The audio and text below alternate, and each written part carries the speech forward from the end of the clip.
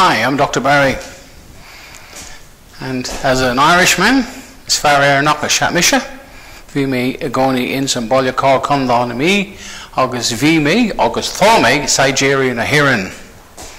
After all that, if Michael Collins was to return back to Dublin tomorrow, and that obviously would be somewhat miraculous, what do you think his opinion of Ireland would be today?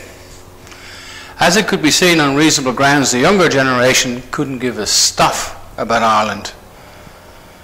And the reason behind of all that is all education. And where does that come from? The disease called the EU.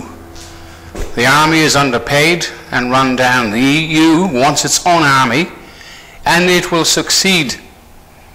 Britain is pulling out of the EU, but they've got a bodgy government that wants to hang on.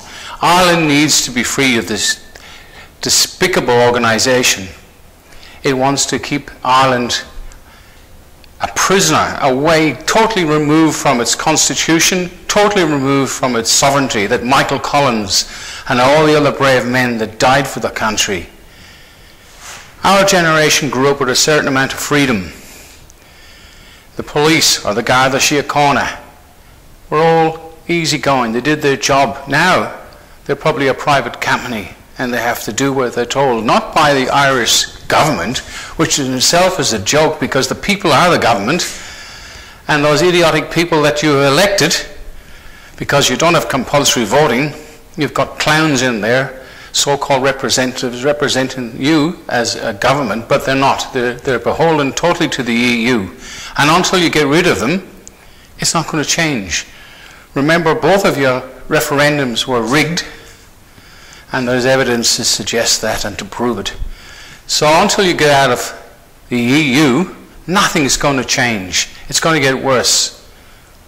When you lose your sovereignty and your borders, you're finished. Ireland is destroyed. And if Michael Collins did come back tomorrow, would there be enough people with the intestinal fortitude to back him up and do something about it? Remember, Ireland is an individual country. The Irish names stand out around the world. Do something about it the next time voting comes up. Make sure your votes count.